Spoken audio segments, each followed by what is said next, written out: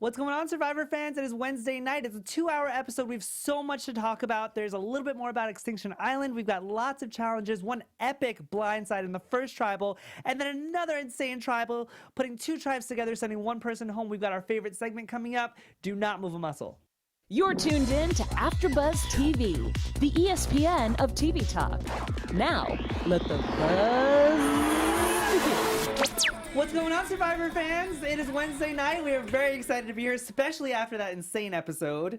Oh my gosh, Tim. This is the episode I have been waiting for. I've been waiting for it to get interesting and to finally see these other Survivor contestants, seeing their gameplay, having some kind of twist. I was ready for it. Agreed. There are so many standouts tonight that I'm excited to talk about. I have so many pages of notes, pages and pages, guys.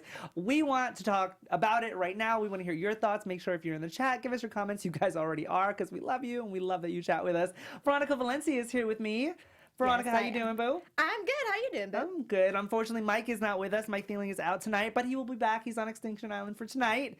But hopefully, maybe he will be back next week if we let him. I mean, it's between him and Paige. Oh, I don't know. Possibly. Paige is still on Extinction Island, guys. Maybe she's like vying for boxes and fighting people for practice things and stuff like that. Taking off on her own. Yeah, maybe. Oh, maybe. I could see Paige doing that. I could actually see Mike doing that more than Paige. No, I can see Mike totally doing that. Let's dive into the episode because there's so much to talk about. So we're getting a little bit more about Extinction Island. Speaking of, so we see Reem, Keith, and Chris, and they're obviously, and Rick. On Extinction Island, and they're starting to give us little bits of things. There's this clues with the maps and different things like that. How do you feel about Extinction Island after this episode? I'm feeling so much better about it, Tim. Obviously, I have not been shy about talking about how I felt about Extinction Island and how I just don't, it wasn't necessarily my favorite thing because we knew nothing about it. And, obviously this whole thing going back to Redemption Island, I think the fact that not only did we, first of all, we just got to see people at Extinction Island, which we hadn't seen before. Every single episode up until now, there was maybe like not even a 5-minute, like a maybe 2-minute little thing of them on Extinction Island, and poof, bye-bye, that's all we got. We never got to see their journeys. This time around, we did get to see them have to survive a little bit. We did get to see their journeys a little bit, and I'm so happy that we're finally getting to get clues at what will bring them back into the game. I completely agree with you. I liked that they're teasing us a little bit more about Extinction Island. I'm still confused, though, but it's not like a bad feeling of confused. It's like a good feeling where I'm excited to see where this is going, and I like the little teases that they're giving us. Clearly, we know that there's a challenge coming up based on that whole practice sticks that they got. How do we feel about Keith? And I want to talk about the first half first, because before Aubrey gets there, and even though Aubrey gets there and she's just watching this whole dysfunctional family unfold, but I want to talk about Keith very quickly, because how do we feel about him going off and running off after Rick figures out the map? First of all, I thought that was a dumb decision. What did you think was going to happen? You knew they were going to catch you. Exactly. It's like you have everybody on this island knowing exactly where you are 24/7. There's nowhere to hide. And you're not necessarily in the game. I mean, you are, but you aren't. And he just goes off and runs. To one extent, I get it. It's smart.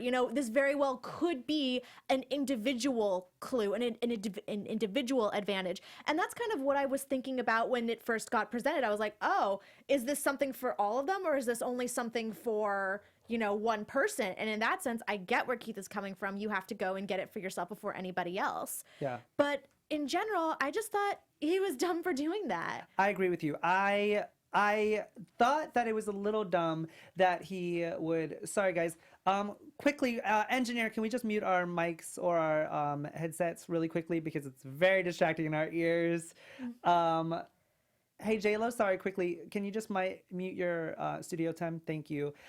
So I do completely agree with you. I think that with Rick finding the map and then Keith kind of going off on his own, I thought that was a dumb decision. I don't, like you said, I don't necessarily blame him, because it's a game. It's Survivor. You have to literally, it's your game, so you have to fight for your survival. But it's Keith. Like, if it was Chris that was like, I'm going to go off on my own, we're like, okay, Chris is going to find everything before they even get there. But Keith, I was like, Keith, you're going to get caught. Like, but speaking of, so Rick finds the advantage, which is to give another player an extra vote, which is very exciting. And then Chris finds sticks and a note that says practice. And that's what I was alluding to earlier, because clearly there's going to be a challenge that they have to practice on. What do you think about this extra vote? And who did you think that Rick was going to give it to? Oh, for sure, David.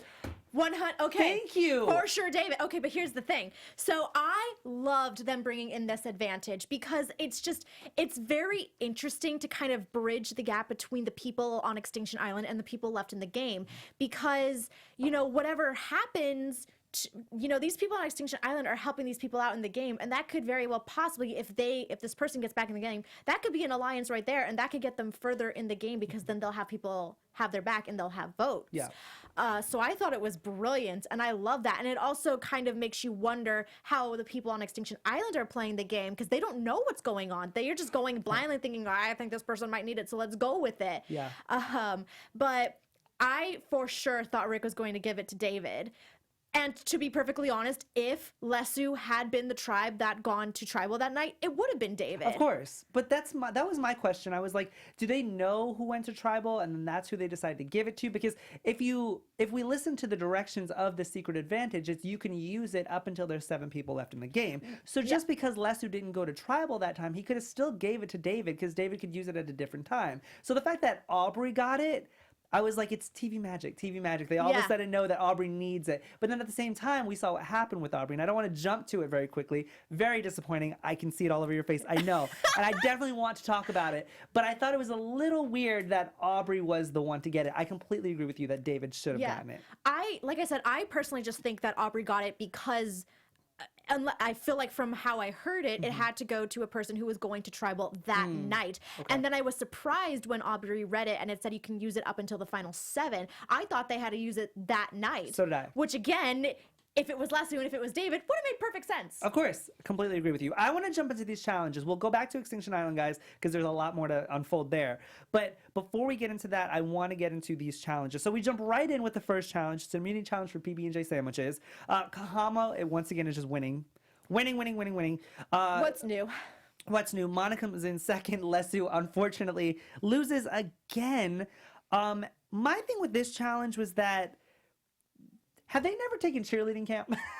Do they not know to lock their knees when you're being lifted up because that's how you untie things when you're in a high... Squeeze your butt like there's a penny in it? Yes, thank you. See, me and Veronica would have been killer on this. We would have got this challenge. The one thing that kind of stood out to me was that Lauren was being very aggressive in this challenge. She was yelling at Wendy. She was yelling at War Dog. She was yelling at Kelly. She was yelling at, like, a lot of people on her tribe, and I get that you're frustrated, and you can literally, while you're watching this episode, you can feel Lesu's frustration time after time after time again, every single time they lose. And I don't necessarily blame them, but I'm like, Lauren, chill a little bit because it's only going to have a target on your back. It obviously didn't, but that's what I was thinking at the time. I think for the most part, Lauren, I understand where Lauren's frustration was coming from, and I totally agree. I understand why she was kind of lashing out and yelling at everybody. I mean, honestly, if War Dog kind of dropped me, I'd yell at him too. True, agreed. I mean, if I got dropped, because if you think about it, if you get dropped and you get hurt, that's affecting your gameplay. Yeah. Speaking of which, we never revisited Wendy's injury. I guess she's fine. I guess, right? I mean, because usually they make a bigger deal out of those kind of injuries, and her ankle looked pretty bad. I think they only make a big deal about it if it worsens, so I'm assuming it's fine. Good for her. I'm glad that she's still in the game. Well, not really, but I mean, I just wanted to bring that up because we talked about injuries.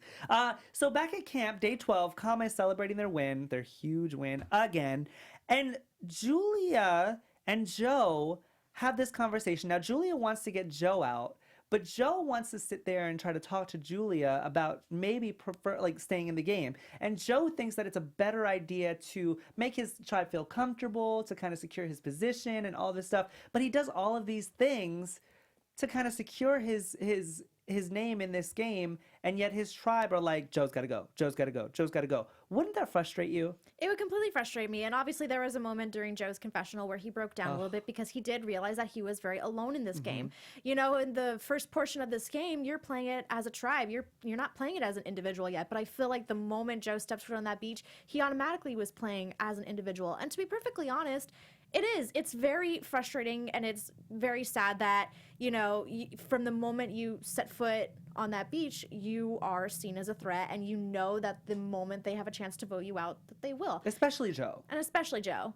I have a soft spot for challenge beasts because I think it's impressive. Like, it is. It's very impressive. I completely agree with you. I think that it's definitely impressive, but it definitely puts a target on your back. I mean, it's a double-edged sword, and we talk about double-edged swords all the time in this game. It's like, on one hand, you could do all this stuff for your tribe, and then they'll still vote you out. But then on the other side, if you don't do those things for your tribe, they can still vote you out. So it's like damned if you do, damned if you don't. What I liked is that Ron kind of points out the fact that he acknowledges that Joe is kind of contributing to this tribe, and he's a vital part of why they're winning. So if you like this feeling of feeling secure, not going to tribal and having all these rewards and all this stuff, then maybe you should keep Joe in the game. And Ron realizes that. I don't think Julia and Julie, it gets confusing. It does. Acknowledge that. And I think Ron is playing a little bit more of a smarter game. Now, do I acknowledge the fact that Joe does need to get voted out? Yes. Do I want him to? No, because like you, I do have a sensitive side for these challenge beasts. I mean, he's been a challenge beast since he first appeared on Survivor. So for him to keep that momentum going time and time and time again, it's impressive. He is so impressive. He will literally pass out to win an immunity challenge, guys. Yeah. So you got to give it up to him. Yeah, and he's a returning player. Speaking of returning players, let's jump over to Manu very quickly because they're celebrating their smaller victory. And Aubrey's getting bored. Aubrey's like, I came here to play and we're not doing anything. We're just chilling. How would you feel about that? Would you be good just chilling? I probably would. At that point of the game, like to an extent, I can see Aubrey's frustration in the sense that even though Manu is pretty peaceful right now, I would still want to have minor conversations just so that you always get the conversation started if anything were to happen as it ultimately does. Not trying to jump ahead, but I can see Aubrey wanting to try and play the game little by little, even when there are moments of peace. So I understand that. I agree with you. And then we see that Victoria, one of the standout players tonight, in my opinion, because she came to play, apparently. Sneaky. And I am not mad at it. I am not. I don't know if it's because she has this very sweet demeanor or if it's because she's just honest about it. Well, at least to confessional she is. But she fools Aubrey into this whole like, hey, let's have this all-girls alliance that she plans with Gavin and Eric. Is it? Yes. Eric. Thank you. And with Eric, thank you. I think that was brilliant. I think it's a brilliant idea. It was so smart. I thought that she would have flipped, though. I thought she would have maybe acknowledged that Aubrey was a person that she wanted to play with in this game, and maybe would have flipped on Eric or Gavin. Did you think that could have been a possibility? It could have definitely been a possibility. Anything's a possibility in this game. To be perfectly honest, I am, surprised it kind of went off without a hitch. Right? Yeah, like the whole planning went off without a hitch because we fully expect something to go crazy and blow up. Yeah, you know what this proves is that Victoria is very loyal to the people that she's loyal to. Because like you said, like we both said, she could have easily talked to Aubrey and in those conversations been like, you know what, I think I should work with you instead of these people. But she was pretty loyal to her alliance. And like you said, that went off without a hitch. But before we get to that, let's talk about Lesu. They're kind of wallowing in their pity. Oh. And what I want to point out in Lesu is that every single time they lose, once they get back to camp, David is like, hey, let's try to do this. Let's do this. He's like a half glass full guy. He's like, hey, let's be a little bit more optimistic. Let's do this. Let's try to, find some food and then he usually gets shut down by his tribe, and yet his tribe are the ones that are saying he doesn't contribute anything in the challenges. But I'm like, okay, he might not be strong in the challenges, but at least he's trying to bring something. At least trying to do something. You know what I mean? Exactly. I respect David so much for everything that he's doing at camp. He's trying so hard to bring up the little morale. Actually, they have no morale at this point because they keep losing. And he's trying so hard to bring it up. He's trying so hard to provide them food that they can actually eat that would help them in challenges, especially because Lauren can't eat the rice, so she's just like wilting away. Yeah. And it is very upsetting to see the threesome of War Dog Kelly and Lauren just kind of dismiss him. Oh, like, what's the point? I need my energy for challenges. You need to eat. Yes, I completely agree with you. And then speaking of them just losing, they kind of redeem themselves in this next immunity challenge where Lesu comes in second. It's like one of the biggest comebacks in Survivor history. My gosh.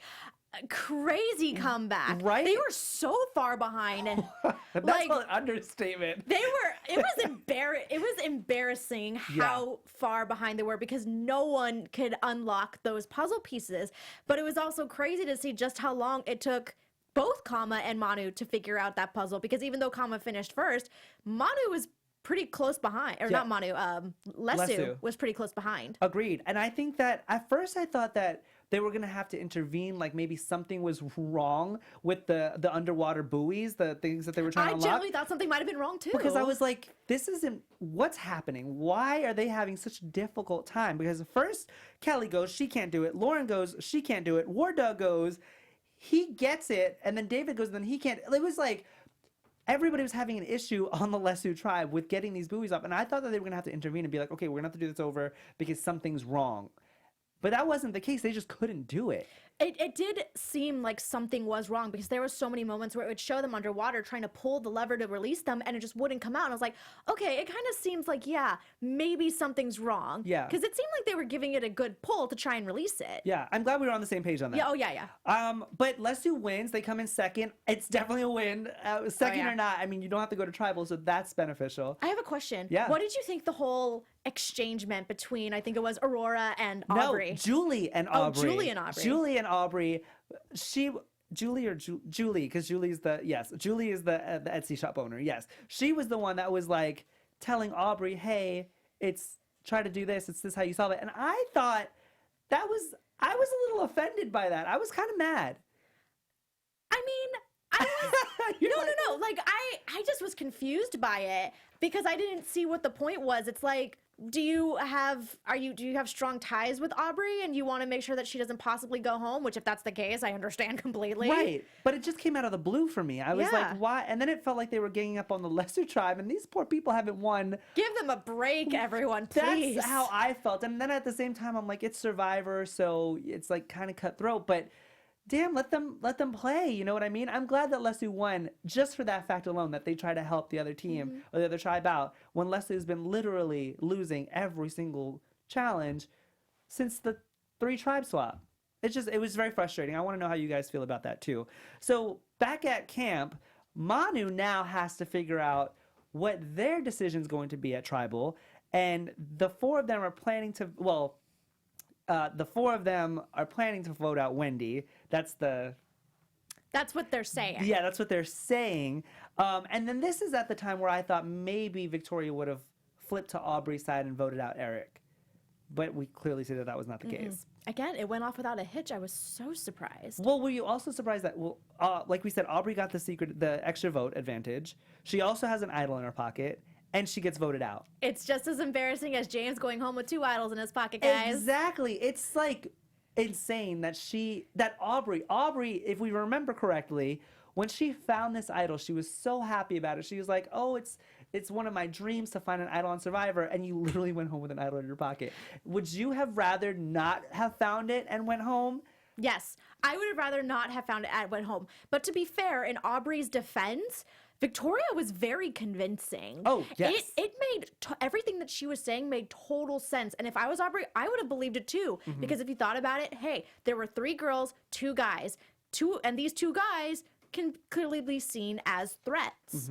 That's not a secret. It's not coming as a shock to anybody. Yeah. So from Aubrey's point of view, everything that Victoria was saying was justified. So I would have totally believed her too. Yeah, completely. I think that once again I don't want to say conniving because that has a negative connotation to it. Sneaky. I'm not mad at her. No. I'm really not. I'm impressed. Talking about building up resumes very early, you can sit here and say, I got out one of the strongest players on Survivor, a returning player, and that's Aubrey. Now, granted, she's not gone, but still, if you get to the final, you could still sit there and say that you voted out this person and it was because of you. I think that's pretty cool. So Aubrey unfortunately got voted out. Yeah. Did it kill me to see her get voted out? Yes. But what I love is that Aubrey was like, oh, got my torch, let's go. She's right in it. She's not debating. She's not like, oh, I don't know what I should do. No. And I didn't expect that. Honestly, I feel like everyone, aside from Keith, it was a pretty easy decision. Right. Everyone aside from him. Yeah. Before we get into the second episode, do you have anything? I do. I just want to say thank you to our Survivor Alliance. That is all of you Survivor fans out there. Without you, we would not be operating right now. So before we go on to our next topic, I just want to say thank you for making us the ESPN of TV Talk. And for us to continue to grow, I'm asking for your help. If you are watching this on YouTube right now, please give us a like, give us a thumbs up, comment below, and subscribe to our channel. It really helps us. And you want to know what? I'm also going to say share. Sharing content is super helpful, and show your friends what you're into. Show them this panel. We really get into it over here at the Survivor After Show. And then once you're done, sharing that video, go on over to iTunes, give us a 5-star ratings, because the other 4 do not work, and leave us a comment there. Honestly, the more you get involved in this discussion, the more we get to talk about it, and we love seeing all of what you have to say. You have amazing theories. And obviously being a part of this after show, being a part of AfterBuzz has meant so much to all of us. We truly appreciate you supporting us. And you know what? We truly appreciate you supporting other shows, because you're going to swap all around and go 10 different places. And that's okay. That's what we're here for. So definitely share, like, subscribe, go on to iTunes, give us a review. We appreciate all of it. You guys, we do the show for you. I mean, we wouldn't be here if it wasn't because of you. And our Survivor fans are so loyal. We want you guys to show that love to other shows, like Veronica said. So if you have other shows that you're a fan of, go and join those panels too. Be as active as you are in our chat. I just want to give some shout outs to our amazing Survivor Alliance. I want to give a shout out to Donna Jackson, Eric Olin, Mere Domains, Austin King, and Ryan D, as well as Chris Maley and Kelsum90. Thank you so much. You guys are killing it. I mean, we can see the chat going. I mean, it's very hard to keep up with because Veronica and I are trying to have a dialogue in studio. But you guys are killing the chat. I hope you guys are having a good time. It looks like you are.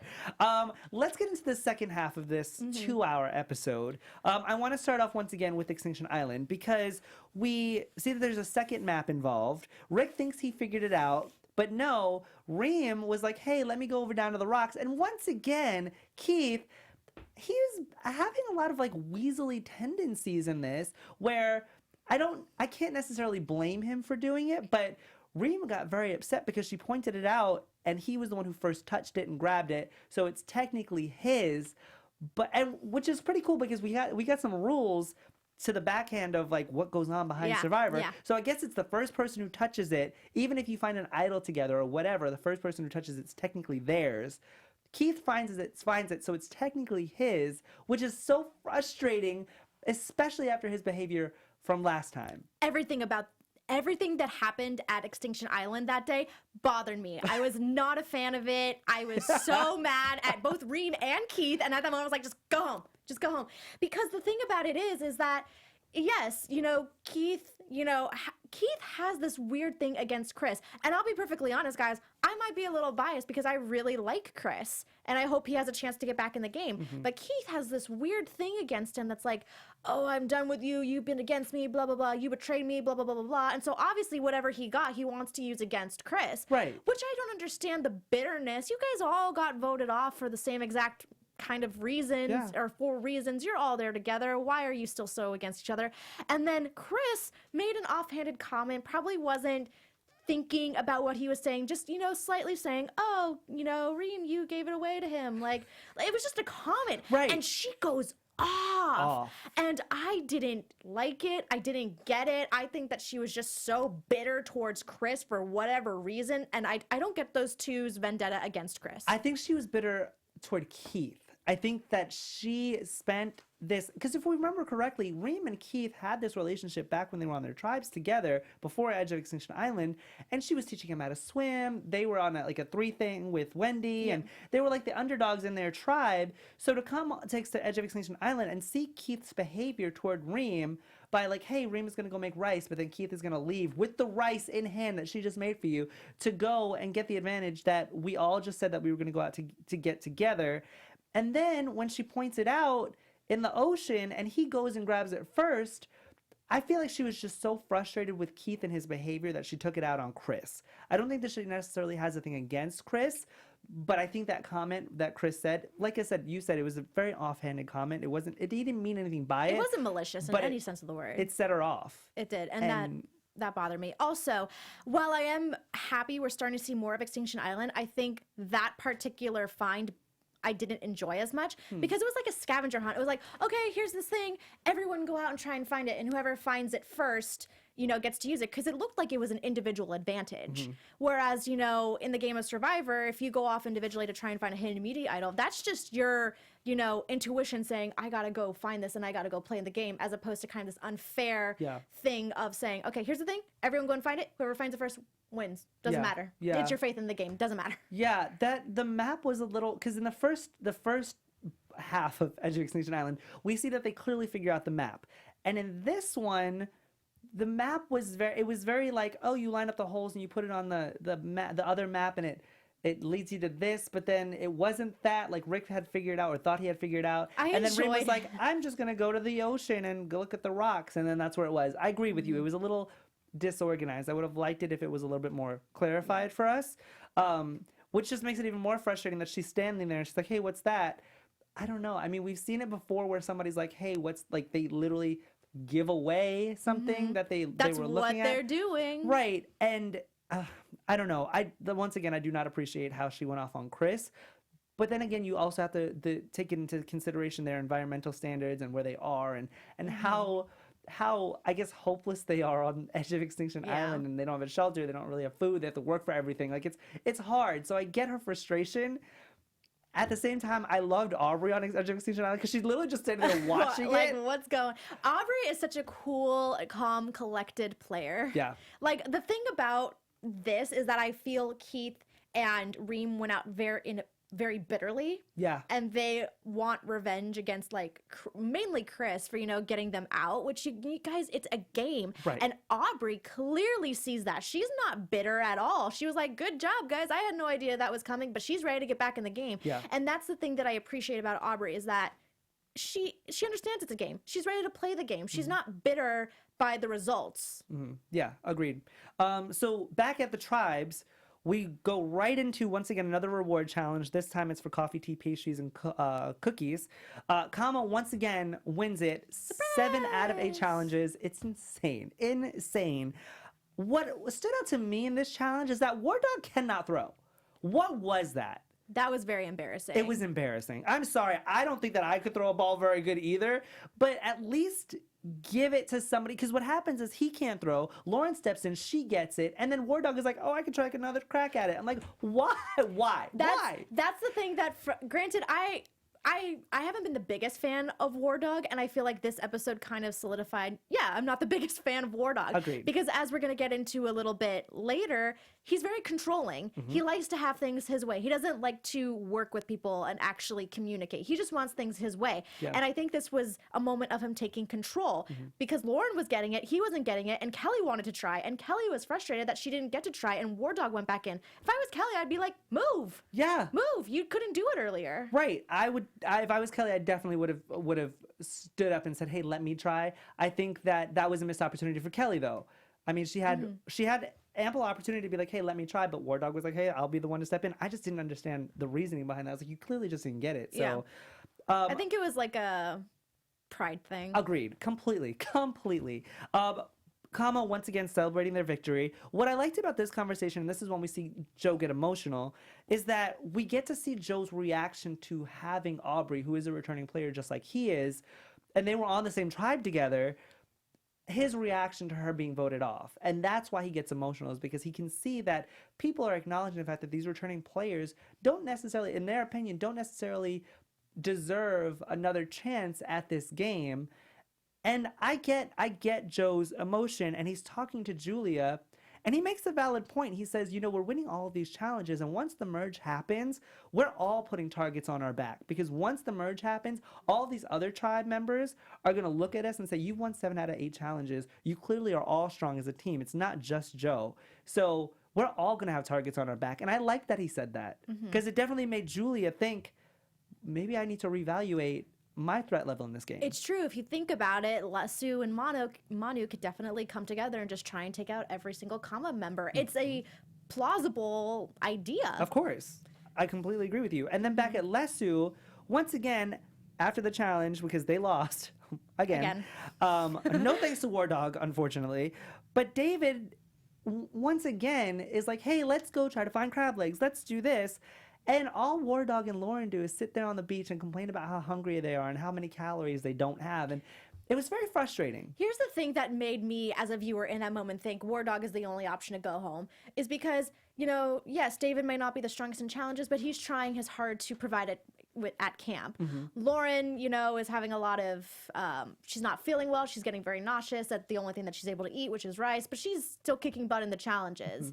Kelly's there, but but she's contributing, Yes. War Dog just wants to sit there and wants everyone to like bow down to him and listen to what he has to say, and he wants everyone to go his way, and he's all over the place. Yes, and I'm glad you brought that up, because this is when we start seeing the dysfunction between Kelly and War Dog. Because at first, I thought that Kelly and War Dog were going to be very close alliances. I thought they were going to work together very closely, but that's not the case. And I'm glad that Kelly is noticing this, just like we are, that War Dog is treating this like a dictator, if you will, and she says it in the episode that he just barks an order and then expects everybody to just fall behind him. And I didn't like that, and I love that David and Kelly were like, hey, maybe we should work together, or returning players should work together. And I just think it's ironic because David came into trying this so hard to get her out. Yeah, and Kelly was like, David wasn't really even on her radar. She was like, oh, I'm just playing the game. And now they're working together, and I kind of like that. I just think it's I do too. I really like it. I actually really, again, maybe this is just because I'm not a super fan of War Dog, but I like that threesome of Lauren, Dave, and Kelly. Well, I mean, War Dog is on my fantasy draft, and I think that he has some serious redeeming to do for himself. I'm hoping that the merge brings out a different side to him if he gets to the merge, which I think he will, obviously, based on the preview next episode, next week. But I hope that he changes this whole barking orders and stuff like that, because if you're being compared to Tony, yes, he won, but he wasn't the most liked. No. So I have this, obviously this is not the season, but if I have a lot to say about that specific season, so if you want to talk to me about it, find me on Twitter later. I wish you were here. I wish we were all covering that season together. Let's get into the second immunity challenge, which is a twist. 2 tribes will be going to tribal. So the one who wins, they're safe, but then 2 tribes will have to come together and vote out one person. Amazing. Right. But then automatically I was like, well, Kama's going to win. And that's exactly what happens. Kama wins. So Manu and Lesu have to go to tribal. Once again, in this immunity challenge, the one thing that stands out to me is that David and Kelly were once again on the puzzle. Now, granted, they were far behind anyway. Yeah.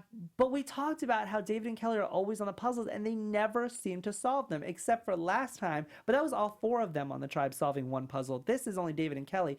And if we look at it, they're just streak.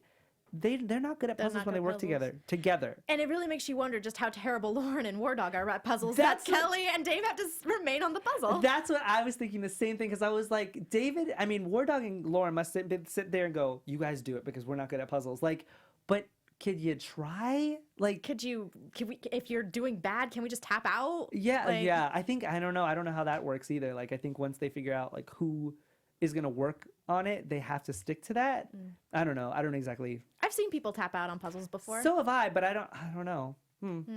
I don't know why they're not, but once again they lose. But thankfully it's not just Lesu going to tribal, it's Manu and Lesu, unfortunately. And right from the get, they're like, it's going to be 4 versus 4, and they're going to have to go to rocks. Immediately when they said that, what did you think? Dumb. Right? I thought it was dumb. I think, no one wants to go to rocks. And I'm very happy that throughout the course of this discussion, people came to understand that. Yeah, I'm not going to rocks. Again, Victoria, being a very smart player, I'm not going to rocks. I would not go to rocks. And I don't know. I thought it was, what's the word I'm looking for? A fantasy. Yes. For both tribes to think we're going to go in 4 strong and the other tribe is going to be the one to change their vote. I thought they were living in a fantasy to think that would actually happen. Completely agree with you. I think it was very egotistical for them to be like, oh, we're going to stay strong, especially when you know that your tribe is fractured as it is. Like, one side, they don't like Dave, they don't like Wendy. They want to get Wendy out. And then on the other tribe, they're like, oh, well, we don't really necessarily want to have, who was it? War Dog? War Dog, no, it was War Dog or David. So there are fractures in both the tribes. So for you to sit there and be like, we're just going to go 4 strong and just go to rocks, I just thought that was very immature. But there was Victoria that was saying, hey, I'm not going to go to rocks. Don't trust me. I will definitely sway my vote if I have to. And then on Lesu, Lauren was like, if I have to, I'm not going to rocks for somebody. She's like, there's a 1 in 6 chance that I can go home, and I'm not going to chance that. And I don't blame her. No. Why would you? No, I wouldn't. And the only one who's okay to go to rocks is David because he's had to do it before, but I still wouldn't do it. But still, like, that whole argument from David saying, hey, I went to rocks before for my people, I'm still like, that doesn't mean that you're immune to not getting the rock that sends you home. Exactly, and it messed him up last time. Exactly. So why would you want to go to rocks again? That didn't make any sense to me. I didn't know if it was just like they were just talking to talk, you know what I mean? I'll go to rocks for you guys just to throw them off. But it seemed very genuine about, hey, we'll go to rocks for each other. And I was like, this is dumb. The one thing I did find impressive was how the other teams were thinking of each other, of how kind of spot on they were with who they think that they would pick. Yes, agreed. One thing that I didn't bring up that I wanted to kind of circle back to is that Kelly and War Dog were also looking for an idol together. And War Dog didn't say it, but Kelly did. I know, I totally forgot about this. And what I loved is, because we've talked about this before, what if you're looking for an idol together? Would you tell the person that you're looking with? And she didn't. She's very, very smart. And she said she finds it, she puts it right in her bra, and she's like, I'm good. But she tells Lauren. She tells Lauren because they're working together. And Lauren, she knows that Lauren has one. So now they both have one, which kind of puts them on even footing. Like, I know how you have one, you know I have one. So we're kind of on even footing. Exactly. I like that. And once again, we've talked about the ratio of men and women finding hidden immunity idols in Survivor as a game in general. And it's nice to see Aubrey, Lauren, Kelly, all these women finding immunity idols. Have they been used correctly yet? No. One went home with an idol in her pocket, so I don't necessarily know if that's a good thing. One almost went home. One almost went home, but didn't. So we'll see. Hopefully Kelly and Lauren can use their idols correctly. We'll see. Anything you need to say before? That tribal council was crazy. That's what I want to get into. Oh my gosh. I don't know if this was like the first time I had ever seen people just standing up, walking over to each other, whispering in their ears. I was like, I don't know if that was ever allowed. Because even Jeff was like, wait, what are you doing? Why are you getting up? I mean, like David said, it's like the worst cocktail party ever. The title of the episode. I thought it was great too. I was all about it. I was like, yeah, have the conversations. And if Jeff was going to sit there and be like, oh no, that's not allowed, I'd be like, no, Jeff. We have to have a conversation because it's two tribes that have been separated for what, 5-6 days. We need to come together and kind of talk about it to see what works best for everybody. Right off the gate, it's either Lauren or Wendy, and it was tied first go around, and then we find out Wendy's gonna go home. But one thing that stood out to me was that Wendy, as soon as they were tied the first time, she turned around and gave David a look, and I think her and David were kind of talking, and David was supposed to vote for Lauren. Yeah, and he didn't. And that's why Wendy gave him that look. And then obviously the second time around, I think Eric, was it? Yeah, Eric was the one who went over to David and War Dog and was like, hey, let me make this case to you. I think it was for them to vote out Wendy because they were like, she's crazy. Like, she's not a reputable, she's not a good person to have around on Tribe. That was the one smart thing that War Dog did say, was like, let's just all vote Wendy and then we can present to them, what, you guys want to go to rocks for Wendy? Yes. It was a very strong point. It was. And it was sad to see Wendy go when she did.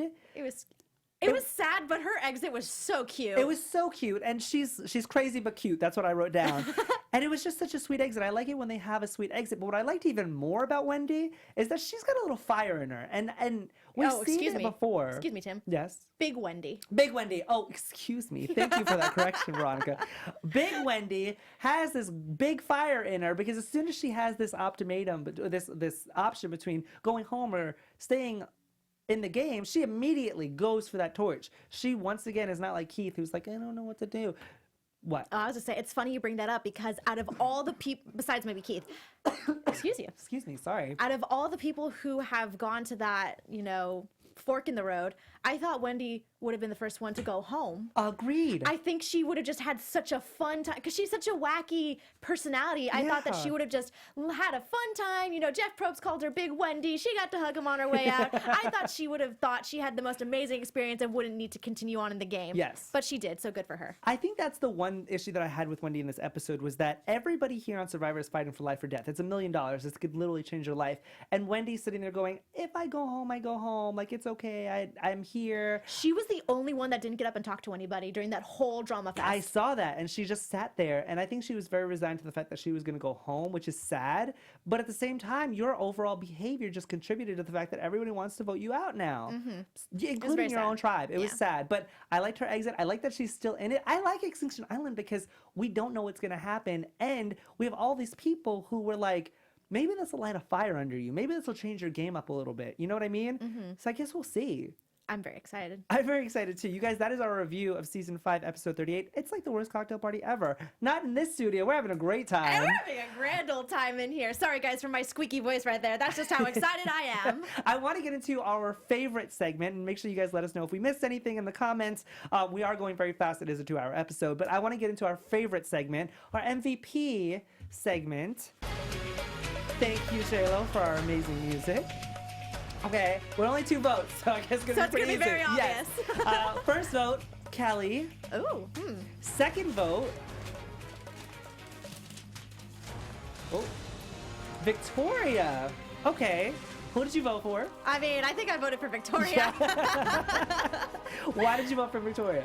I was so impressed by her gameplay. Again, you know, this was a great episode to finally see some of the other Survivor contestants. Yes. And Victoria really impressed me with how sneaky she was able to pull off that Aubrey blindside, and even her idea of like, hey guys, you know what? You could be loyal to each other, but I'm not going to rocks. Yeah. I saw that she is a girl here to play this game, and I was very impressed by it. Yes, I voted for Kelly. Obviously, there's only 2 votes, so yes, I voted for Kelly. I think that her, and we talked about it before, her finding the idol and not telling War Dog who she was working with at the time was very smart. She's staying true to Lauren, and I liked how she's willing to change her game up at the drop of a hat. Like, she's like, if I have to vote off War Dog because he's acting like this, I will vote off War Dog. But she was also willing to vote off Lauren at some point when War Dog and David had approached her about it. So I like that Kelly is not so stubborn to where she's not like, I won't do this. She keeps every door open, and I love that. Yeah. Let's get into some predictions very quickly. I don't know if you have any significant predictions that you want to shout out. What do you think is gonna happen in the merge? What do you think do you think these alliances are gonna stay true to each other? What do you think? It's tough to say because, again, obviously the merge is next week, and our contestants from Edge of Extinction Island come back in. Originally, I thought maybe it would be a fire-making challenge, but then I thought that might be too easy since they kind of need to make fire already to survive on Extinction Island, so I'm not sure what's going to be. I want to say maybe 2. Maybe 2 contestants will get back in the game. But yeah, I'm hoping it's Aubrey and Chris. I'll be completely honest. I hope it's Aubrey and Chris that gets back in the game. I hope it's Aubrey and Chris as of right now too. I think that Reem and Keith, Wendy. I mean, they're just. But you never know what can happen. It's Survivor. You never know. You never know what can happen. It's really just like who showed up that day. Who showed up to that challenge. Exactly. Who has luck on their side that day. You never know what can happen. We've seen it before. I think my prediction is once this merge happens, I think alliances are going to fall apart. I think new alliances are going to form. We've seen it before. I think that we're going to be surprised by some of them. I think that even though David and Kelly have been working together, I think they've only been working together because they're on this losing tribe. And they have no choice. Exactly. As soon as this merge happens, I think they're going to go right back to going after each other. That is just one of my predictions. Let us know what your predictions are, you guys. Sorry, we are very short on time. It was a 2-hour episode, but it's been a pleasure talking about it. I think that we did a great job reviewing it. Veronica, where can the fans find you? Of course, everyone. I'm Veronica Blansky. You find me on Twitter and Instagram at It's Me, Veronica_V. And I am Timothy Michael. You can find me everywhere at I am Timothy Mike. You guys, we are ready for next week's episode. We're very excited, like we are every single week. We will see you guys next week, same time, same day. Our founder, Keven Undergaro, and me, Maria Menounos, would like to thank you for tuning in to AfterBuzz TV. Remember, we're not just the first, we're the biggest in the world, and we're the only destination for all your favorite TV shows. Whatever you crave, we've got it. So go to AfterBuzzTV.com and check out our lineup. Buzz you later. The views expressed herein are those of the hosts only and do not necessarily reflect the views of AfterBuzz TV or its owners or principals.